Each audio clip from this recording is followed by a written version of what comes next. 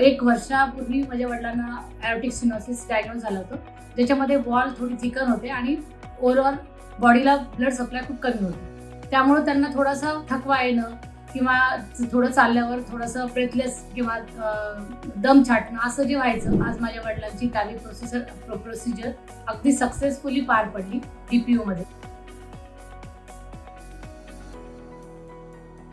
ही माझ्या 83 वर्षाच्या वडिलांवर जी DY पाटील युनिव्हर्सिटीमध्ये फर्स्ट टायवी प्रोसिजर झाली, ती करायच्या अगोदर आम्ही फार कन्फ्यूज होतो.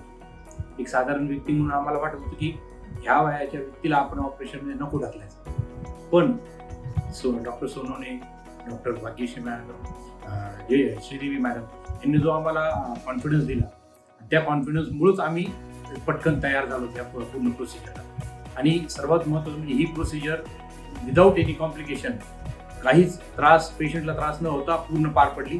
आणि एका दिवसातच पेशंट पहिल्यासारखा चालायला लागला आणि आज व्यवस्थित, आज 6वा दिवस आहे, पूर्ण पहिल्यासारखा पूर्ण त्याचे फंक्शन चालू आहे, पूर्ण काम त्यांचं करतात. सगळं doctor Anmol Sonawane sir, doctor Bhagyashree Patil chancellor, doctor PD Patil sir chancellor, trustee doctor Yashraj Patil sir यांचे मनापासून आभार मानते, ज्यांच्यामुळं आज माझ्या वडिलांची टाली प्रोसिजर अगदी सक्सेसफुली पार पडली DPUमध्ये.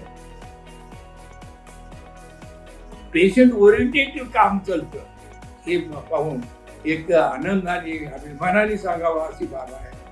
आणि याबद्दल मी या सर्वांचे परत एकदा नाव न घेता team, Sonawane sir, Patil madam, तुमचे कर्मचारी वर्ग या सर्वाला श्रेय देऊन मला दुसऱ्या दिवशी चालायला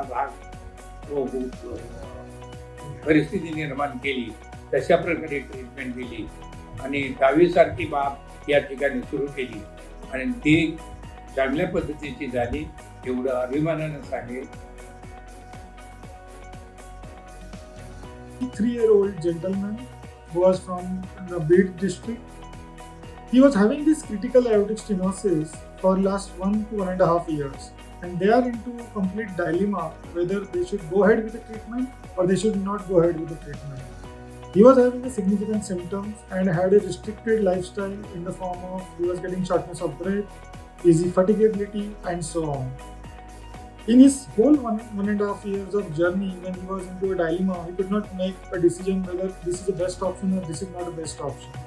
He visited our specialty dial clinic where we addressed all the questions.